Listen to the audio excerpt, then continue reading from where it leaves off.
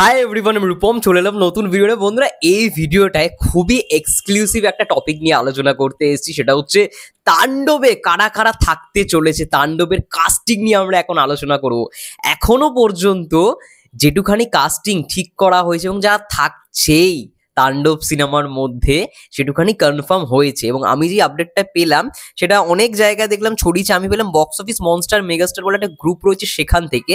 তো চলো একটু আলোচনা করি কারা থাকছে, এবং সবার নাম তোমরা জানো, ইতিমধ্যে ছড়িয়েও গেছে আপডেটগুলো। যাই হোক, আমি তাও একটু আলোচনা করি, তাহলে অবশ্যই তোমাদের যারা জানো না তারা মানে এই জিনিসটা সম্পর্কে জানতে পারবে।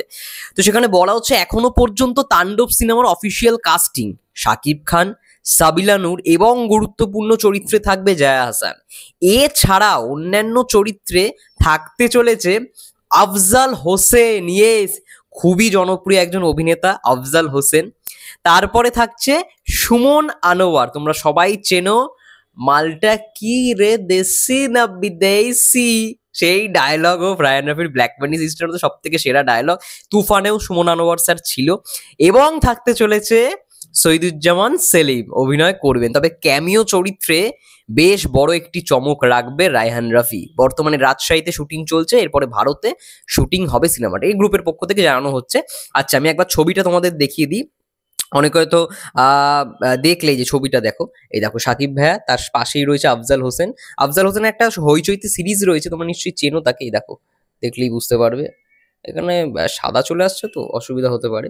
যাই হোক, তারপরে নিচে আছে সুমন আনোয়ার স্যার এবং পাশেই রয়েছে শহীদুজ্জামান সেলিম এবং তার পাশে তো সাবিলানু, ওপরে জায়া হাসান। জায়া হাসান থাকছে, একটুখানি তো কনফার্ম, দেখা যাক লিড কোনো একটা চরিত্রে থাকবে। আই থিঙ্ক ক্যামিও চরিত্রটা জয়া হাসানও হয়তো করতে পারে, এটাও হতে পারে। ক্যামিও চরিত্র বলছি না, ক্যামিও চরিত্র হয়তো মানে জয়া হাসানকে দিয়ে হয়তো করানো হবে, বা শরীফুল রাজও থাকতে পারে ক্যামিও চরিত্র।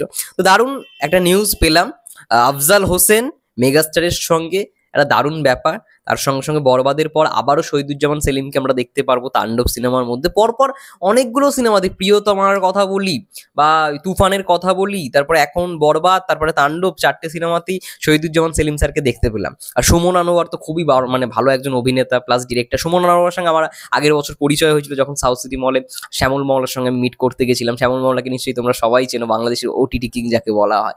তো তার সঙ্গেই আর কি ছিল ওই যে সদরঘাটের টাইগার, মানে যে ইয়েটা, ওটার সিজন 2 না একটা কি বেরিয়েছিল। তো যাই হোক, তখন আর কি ওই সময় আর কি তারা এসছিল, তখন ওই বিঞ্জ ওটিটি প্ল্যাটফর্মে ওই সদরঘাটের টাইগার 2টাই আই থিঙ্ক বেরিয়েছিল। তো ওই সিরিজটাও তো সুমন আনোয়ার স্যারই ডিরেক্ট করেছিল।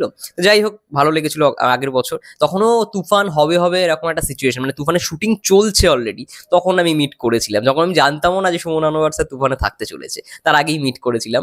যাই হোক, এখনো পর্যন্ত কনফার্ম কাস্ট অ্যান্ড ক্রিউ হচ্ছে এইটাই। তাণ্ডবে ভালো ভালো অভিনেতা, তাবড় তাবড় অভিনেতা থাকতে চলেছে, এবং রায়ান রাফি মানেই একটা বেশ বড় সড়ো ব্যাপার তো থাকবেই। এবং তুফানের মধ্যে ভালো ভালো কিন্তু কাস্টিং ছিল, কাজী হায়াত থেকে শুরু করে। তারা অনেকেই বলছিল নাটকের অভিনেতা, এই সব নাটকের অভিনেতাদের মানে নিয়েছে, কিন্তু দেখো তুফানে কিন্তু কোনো চরিত্রই এমনটা নয় যে ভালো লাগেনি। হয়তো স্ক্রিন প্লেতে একটু খামতি ছিল, কিন্তু না, তুফানে মানে কাস্টিং, আর্ট ডিরেকশন নিয়ে কোনো কথাই হবে না বস, দারুণ ছিল। তো ভালো লাগলো তাণ্ডবের কাস্ট অ্যান্ড ক্রিউ নিয়ে কথা বলে, এবং আই থিঙ্ক সবার পছন্দ হবে এই কাস্ট অ্যান্ড ক্রিউ। যদিও বা পুরো কাস্টিং কিন্তু এখনো আসেনি, 3টে নাম আমাদের সামনে এলো। এই টোটাল কাস্টিং এর মধ্যে 2টো নাম তো আমাদের সবার জানা, শাকিব খান, সাবিলা নূর, আর জায়া হাসানের নামটাও জানো। টোটাল 3টে নাম, ও আরো 3টে নাম এসছে। একটা হচ্ছে আফজাল হোসেন, আরেকটা হচ্ছে সুমন আনোয়ার, আরেকটা হচ্ছে শহীদুজ্জামান সেলিম স্যার। শহীদুজ্জামান সেলিম স্যার যদিও বা আগে বলে দিয়েছিল যে তাণ্ডবের শুটিং এ সে থাকছে, মানে তাণ্ডব সে করছে, এই কথাটা তিনি আগেই বরবাদের প্রিমিয়ারের সময় বলে দিয়েছিল, এবং বরবাদের তিনি টিকিটই পাচ্ছিল না।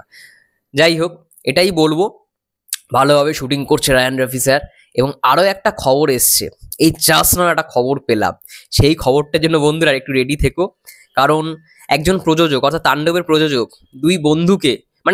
তার দুই বন্ধুকে মেলানোর চেষ্টা করছিল, কিন্তু অবশ্যই বিফলে গেছে। এবং এটা নিয়ে আমি একটু আলোচনা করতে চাই, কারণটা কি হতে পারে, বিফলে যাওয়ার কারণটা কি হতে পারে, সেটা তোমাদের সঙ্গে শেয়ার করব। তো অবশ্যই সেই ভিডিওটা দেখো।